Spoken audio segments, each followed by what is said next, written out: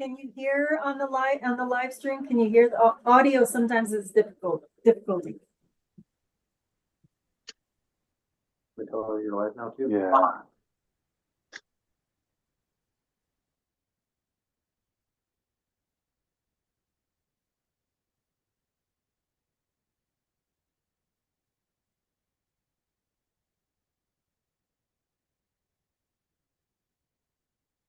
Oh, it's good to hear it. Would you like?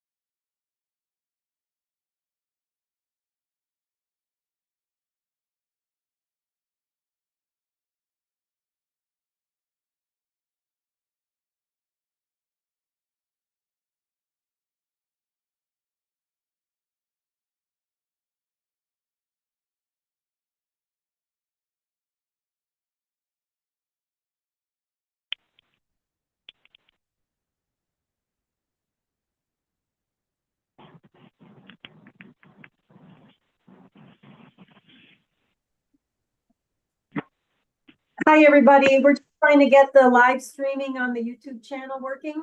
So you may hear some.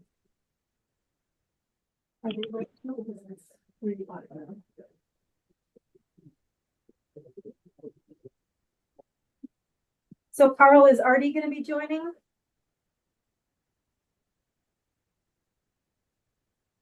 Hey, Karen, yes, he should be on in just a minute. Okay.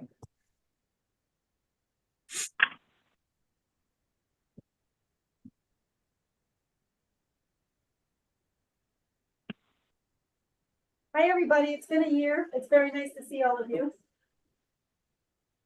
Hello. I'm waving. Hi, everybody.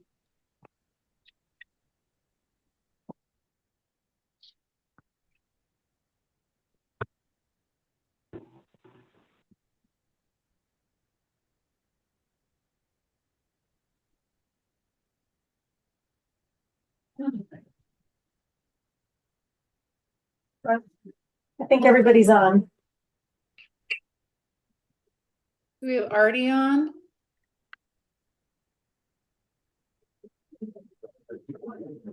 Texting him right now here.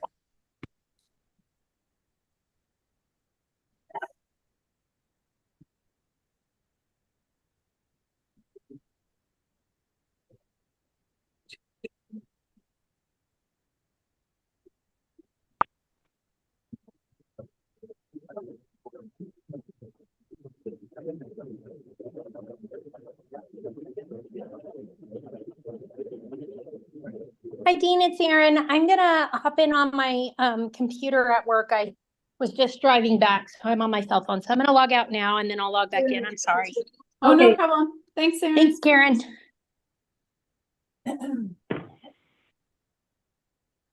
And whoever's at the 575 number, could you put yourself on mute, please? I believe that was Erin Atkins. She just said Oh, she's is that Erin? Okay. on the phone, her work computer, but she has the telephone going now.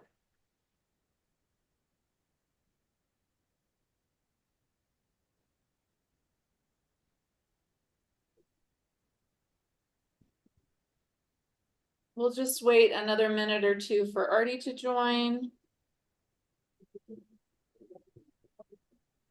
And for Erin to make the transition.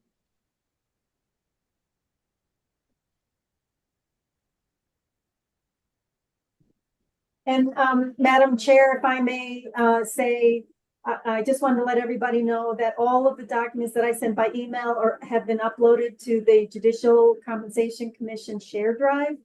And all of you are actively on that. Thank you so much for doing that and for preparing all the materials for today.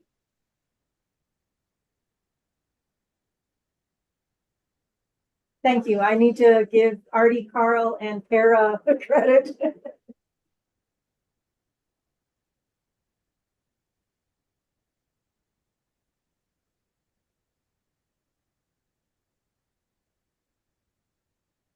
Hi, Erin. Is that 575 number yours? No, It's ma'am. showing up on- No? Nope. Okay. Can we ask who's on the telephone to let us know who's there? I'm sorry, Madam Chair, I didn't mean. No, please. Thank you.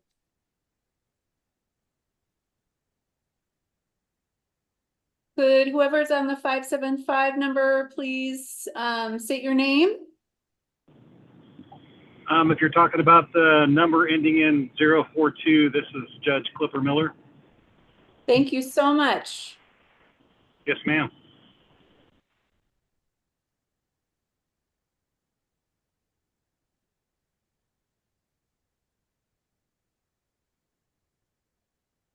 Could we ask you to go back on mute, please, Your Honor? Artie, Thank you.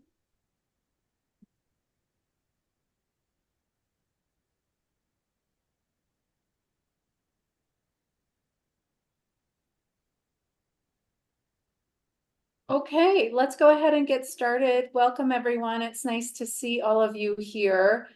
Thank you for joining our Judicial Compensation Commission. Ms. Atkins is our newest member. Welcome. Could we go ahead and do introductions? I will start. I'm Camille Carey. I'm the Dean of the UNM School of Law, and by statute, I serve as the chair of the Judicial Compensation Commission. Commission members, could you please introduce yourselves? Sure. I'm Damon Eli. I'm an attorney in Albuquerque. Thank you. Hi there, I'm Katie Morrow. I'm an attorney in Las Cruces. Thank you. I'm Pat Ortiz. I'm a retired attorney in Santa Fe. Hello, I'm Adam Flores. I am an attorney in Albuquerque.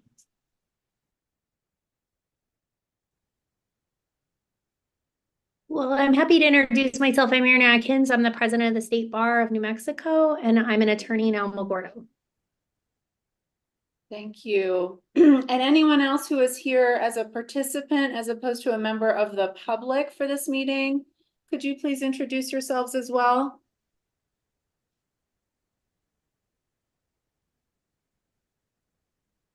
Mr. Pepin, you're on mute.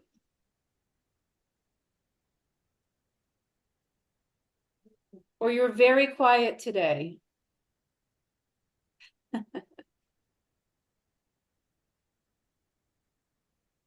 Yeah, we can't hear you. Mm-mm. Can't hear you, Artie. I will go, Dean, if I may. Yes, Carl please. Reifsteck. I'm the incoming director of the Administrative Office of the Courts. And while we wait for our current director and soon to be happily retired director, he looks so much more relaxed these days. I'll throw it over to Sarah to introduce herself. Let me ask if you can hear Hi, me. everybody. I'm Sarah Jacobs. I'm the new Deputy Director for the Administrative Office of the Courts. It's nice to be here today. Hi, Sarah. I think you can hear me now. Artie Pepin. We're staff. By statute, we, the AOC, are staff to the commission. Nice to see you all. and I'm Karen Ebler, and I support the JCC. I'm with the Administrative Office of the Courts. Great, thank you. Is that everybody? Okay, great. So thank you very much, Ms. Ebler, for circulating the agenda. We did approve the minutes from our last meeting by email. And so we don't have to deal with that matter.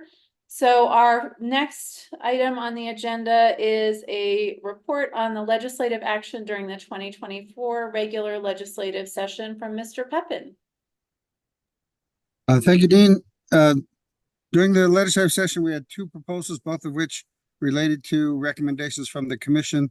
The first was with regard to judicial compensation, an initiative we've been working on for a while, had essentially passed in the form proposed last year in the previous two sessions and was vetoed by the governor, once by pocket veto and then the most recent year by a message, told us to keep working on it. This year it passed again and the governor signed it. So the end result was all the judges except magistrate judges received a compensation increase of 21% compounded by another 3%. The net is a 25% increase, so that, for example, district court judges are now receiving a salary of $214,000 a year. That puts us where we were shooting for, so we're very happy about that. We appreciate the commission's support, and we don't feel the judiciary anyway feels that we've achieved the compensation initiatives that we were working toward, and we're very happy about that. Consistent with that was an initiative, statutory initiative, to remove magistrate salary from the tiered statutory structure by which all the judges' salaries are set based off of Supreme Court justice salary.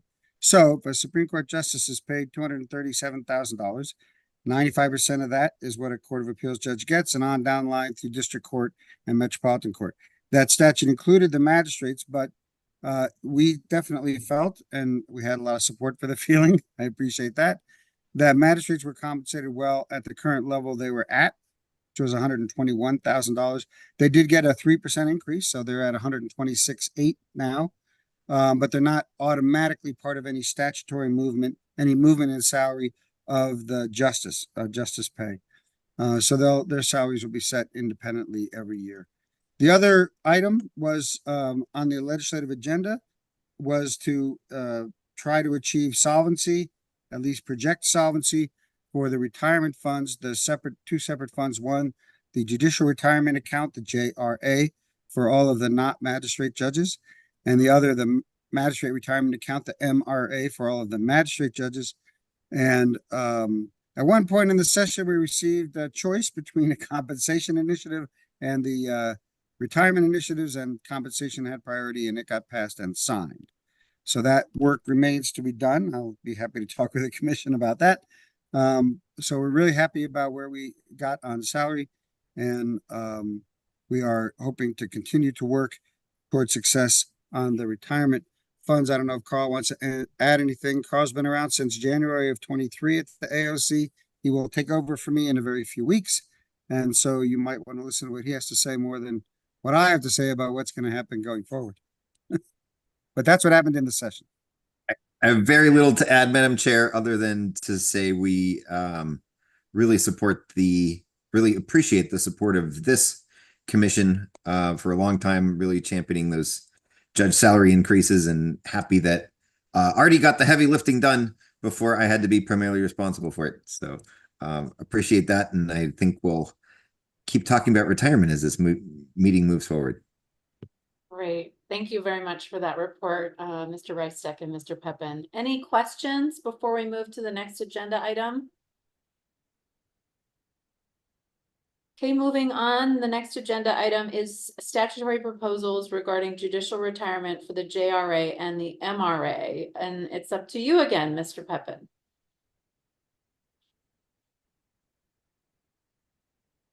We have lost. There we go. Okay. No, I muted myself. It was my fault. Well, the whole thing's my fault. You had some materials included in distributed to the commission besides the agenda. Sorry. Two of them are analyses by the actuaries at PERA on proposals for JRA and MRA solvency. You also have a memo about a statewide initiative, which has gone through our budget committee, and that initiative is pending in front of the Supreme Court now. They'll meet later this month to determine whether to support that, although I think they will. There's a handout that we did for the Investments and Pensions Oversight Committee presentation last week. Justice Bacon and I appeared before the IPOC, and you can see in blue is a summary of the proposals for the JRA, and in purple a summary of the proposals for the MRA. That's probably the easiest place to see the initiatives that AOC has proposed anyway. And like I said, those are pending before the Supreme Court. So they're not yet adopted initiatives of the judiciary. We're hoping to get support from this body as those initiatives go before the Supreme Court next week. And I can outline what those are if you would like, Madam Chair, and answer any questions about them. What we propose in order to foster solvency in the funds and why that's necessary.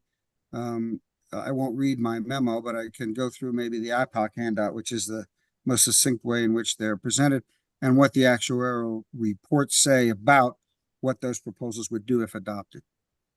That would be great, Mr. Peppin. Thank you.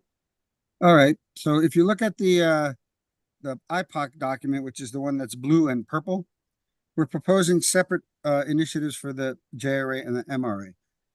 In the JRA, which is now projected to be solvent never, or infinitely, or whatever the actuaries say, we're never going to get there, sadly.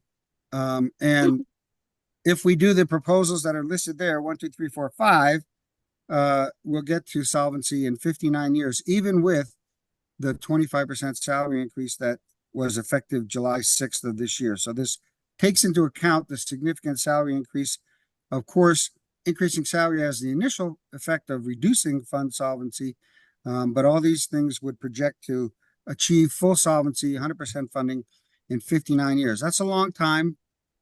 They like to have a targeted PRA of 25 years. I'm hoping to convince the PRA to endorse these proposals because 59 is so much better than never. So the proposals are, first, to increase the service credit judges get for the next 10 years from 3.25% to 4%, and then go to 3.5% thereafter. Obviously, that reduces fund solvency because it's more generous than the current 3.25% per year. But judges consistently indicated to me, to the Supreme Court, to everybody who will listen, that 3.25, which is 23 and a half years to a 75% retirement, is too long to incentivize judges to stay on the bench. It's not a bad thing to be on the bench for 23 years, but they felt that the 20-year to 75% target was more appropriate given the age and the challenges at which JRA members become members and serve. So every judge who's now on the bench, no matter how long they've been on the bench, starting July 1st of next year, would get 4% a year for the next 10 years. Any new judge who comes on the bench will get 4% for 10 years, and then 3.5% service credit thereafter. That's the percentage you get toward retirement for every year you serve on the bench. The next thing is to reduce the vesting period from 8 years to 5 years. A while back, in a solvency frenzy across all the pension funds, they had increased the vesting period from 5 to 8 years, including in the general Plan 3, the big fund that employees are part of. They've gone back to 5 years everywhere else. We asked them to go back to 5 years for judges, especially given that judges have to win elections, and 5 years seems an appropriate time for vesting. Again, that has a minimal impact on reducing solvency, but it's not that huge. 3 is increase the maximum pension from 85% to 100%. Counterintuitively, this actually increases the fund solvency because you have to stay on the bench longer to get the extra 15%. And actuarially, you will die sooner after your retirement than if you retired when you were at 85%. So the fund actually benefits from that target. It just gives judges the same option, again, that employees have in General Plan 3 with their retirement. You can now, as an employee, go to 100% or beyond, actually, if you want to. Number 4 and 5 are where the rubber really hits the road on these proposals. That is, increase the member contribution rate. Members are the judges, from 10.5% of salary to 14.7%. Currently, the judges contribute that 10.5% because of 0.5% increases over 4 years. Employees in General Plan 3 currently contribute 10.92%. So the judges are actually paying less for their retirement than their employees right now. That's probably that is a bad thing. We propose to increase it by 4.24% to match the increase we propose for the employer, the state contribution rate, which is currently 15%, and we propose to take it to 19.24%. 19.24 is the exact same employer contribution rate that is made by the state into General Plan 3 for employees. We have to do something to increase revenue into the fund. They're not going to get to solvency through earnings. or any other way in which the fund grows. I think the judges are convinced that they should contribute more, certainly more than their employees.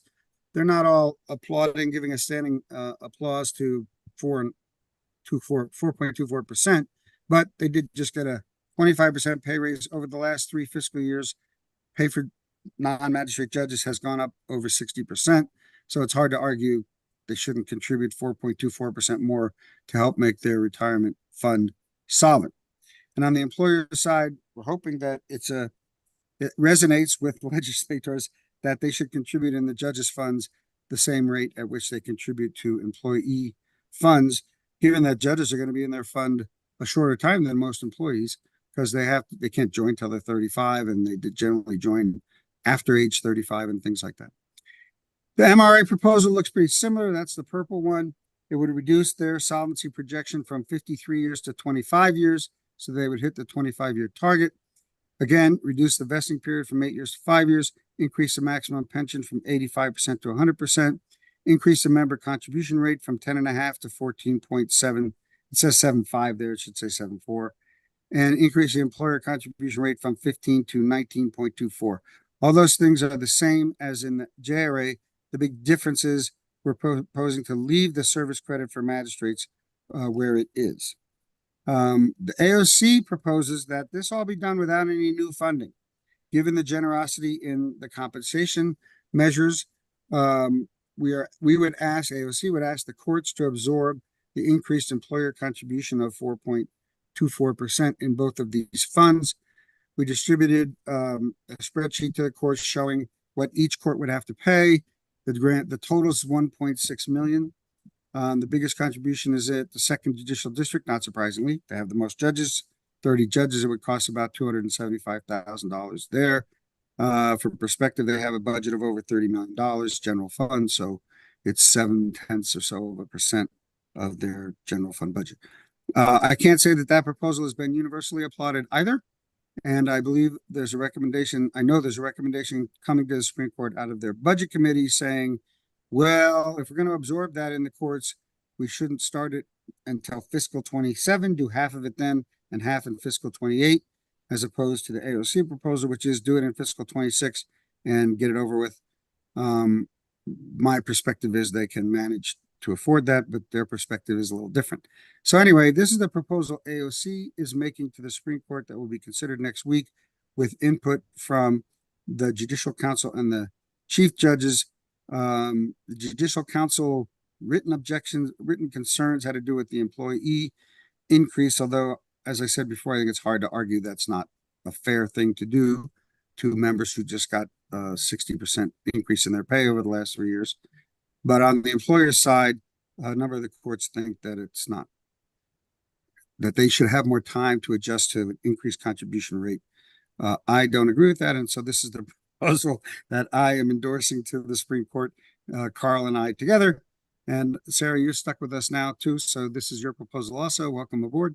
And with that, I'd be happy to answer questions from you, Madam Chair, or any other members of the commission. Thank you, Mr. Pepin. Questions for Mr. Pepin?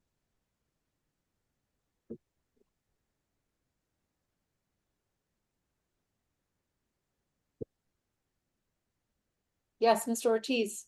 Yes, Artie, good to see you again and congratulations on your retirement. Thank you. Question, has there been any studies about what will happen if you delay the increased contribution, employer contribution, and split it? I guess one of the concerns that I would have is that maybe we're the dog chasing a car and you fall behind and then it gets harder to catch up. I don't have them. If the Supreme Court adopts something different than what we have proposed, for example, if they split out the increased employer rate between fiscal 26 and 27, or even 27, 28, I would ask PER to tell us what that would do.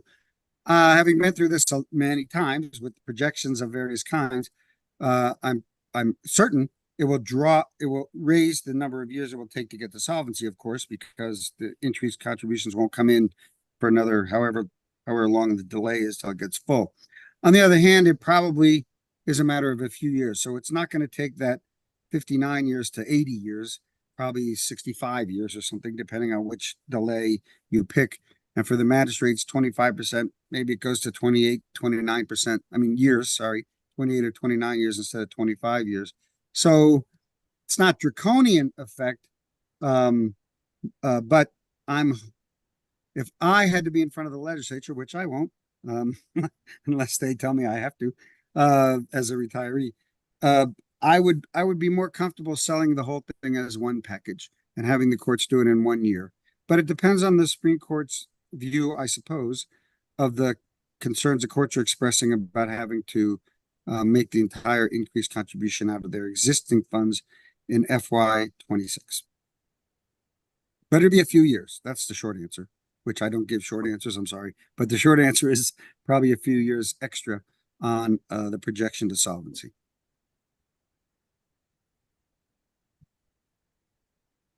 Any additional questions?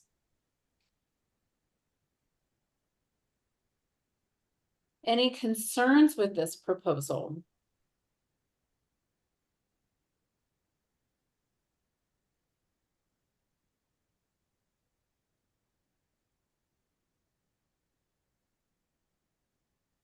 Hearing none.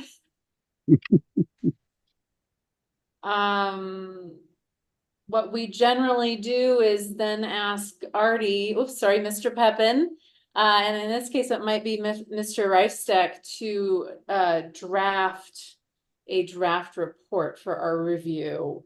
And then to schedule another meeting to discuss the draft report. Is there a motion to that effect? I'll make that motion. Thank you. Is there a second? Thank you, Mr. Eli. Any discussion? In terms of drafting the report, I agree that this is a good starting point for the report. But since the statute talks about making recommendations about salary, I would suggest that the draft report also contains something about judicial salaries and maybe along the lines of what we've done in the past to support the current salary levels as being reasonable, since there is no request to adjust them at this stage. Madam Chair, if I could address that Yes, momentarily. thank Should have you. mentioned that earlier. With regard to salary, I think the approach that AOC wants to recommend to the Supreme Court is that we say, express appreciation, obviously, for achieving the salary objectives we've been so long working toward, and say that generally any compensation increase that is given generally to state employees would be good for judges, but otherwise, we're not. We're focused on the retirement and not on salary increase compensation as a compensation initiative for FY 26. Something like that. That raises another question, since the salaries are specified in statute. Wouldn't there have to be a statutory amendment to allow for the cost of living increases for state employees to also be applied to judges? Madam Chair, Mr. Ortiz, members of the commission, the way that works is they'll make an appropriation in usually section 8 of the General Appropriations Act and say, here's $300,000 to give the judges a 3% increase or whatever it is. And that will add on to whatever their current is. In years when they've been silent, that's meant, and they get funded at a zero increase, whatever rate they're at. They have in the past sometimes put funding for increases into the general budget in section 4, the base budget of the courts. But I expect they would do like what they did this year with the 3%. So when they gave outside of the statutory change that made the judges go up 21%, all the employees got 3%. And in listing employees, they have a paragraph on judges, and it'll say, like the employers are getting 3%, the judges are getting another 3%. And here's X dollars to implement that, whatever the 3% number is that it would cost. So it doesn't require a statutory change, except that HB2 is a statute, but it's an HB2, generally section 8, the compensation section. Mr. Okay. Ortiz, does that address your concern? Yeah, I was thinking about what happens with executive branch salaries, and it's pretty much fixed in statute, but what Artie says makes sense to me. Thank you. Thank you for your continued attention to detail for the commission, though, Mr. Ortiz. I appreciate that very much. And I second the motion to have Mr. Reifsteck write the report. Mr. Reifsteck, will you be the one drafting the draft report? I have no doubt, Madam Chair, that will be my duty. Thank you. Any more discussion before we vote on the motion on the floor? Okay, all in favor of the motion, please say aye and raise your right hand. Aye. Opposed? And abstentions. So the motion passes unanimously. Thank you. And thank you to Mr. Reifsteck for taking on this task of writing the draft report. So we do need to talk about deadlines. How much time do you need, Mr. Reifsteck, to work on the draft report? That will give us an idea of when we need to schedule our next meeting. I imagine, Madam Chair, I could have something to you in about 2 weeks. Is that an acceptable time frame? Yes, thank you so much. Does that work for the commission? 2 weeks? Any concerns about 2 weeks? Okay, so then we're looking at scheduling our next meeting. 2 weeks would put us at August 20th. Mr. Reifsteck, do you want until the end of that week, the 23rd? That would be great, Madam Chair. Friday? Thank you. Okay.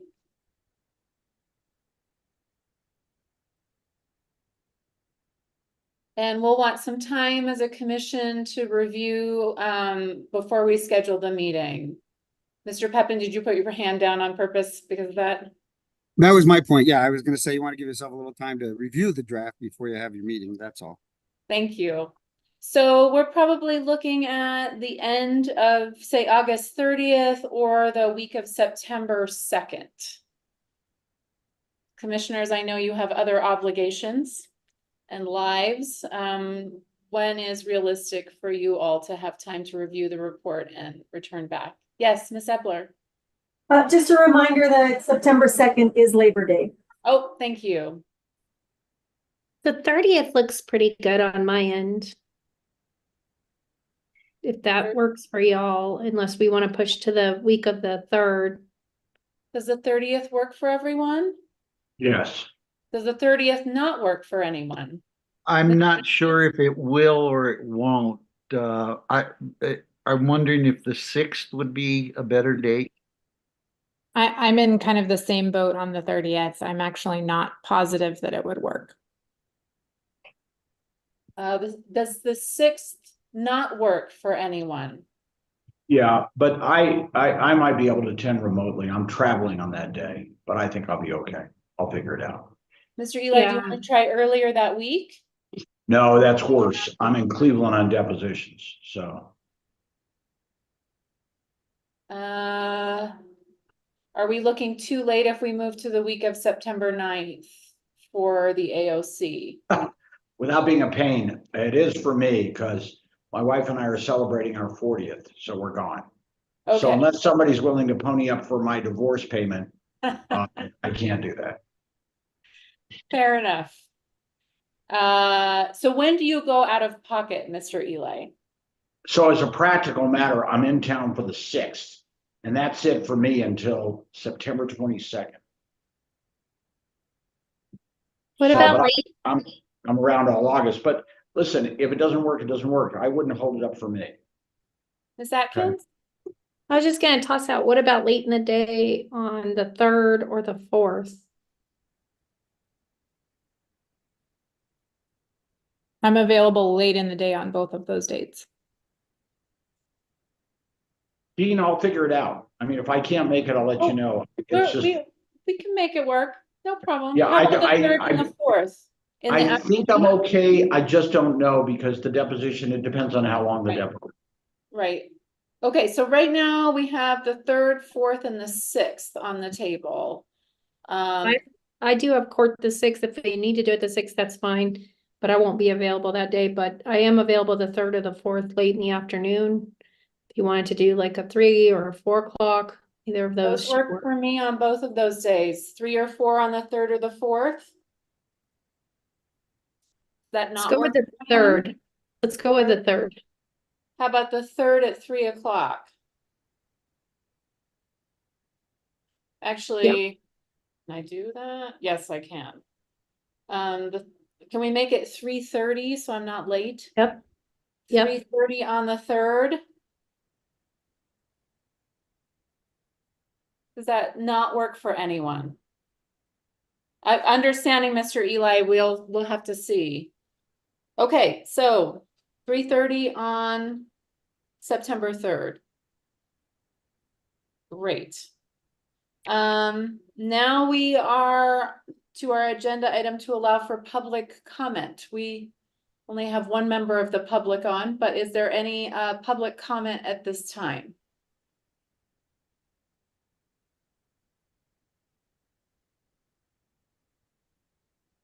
Hearing none, we are now at adjournment. Is there a motion to adjourn? So moved.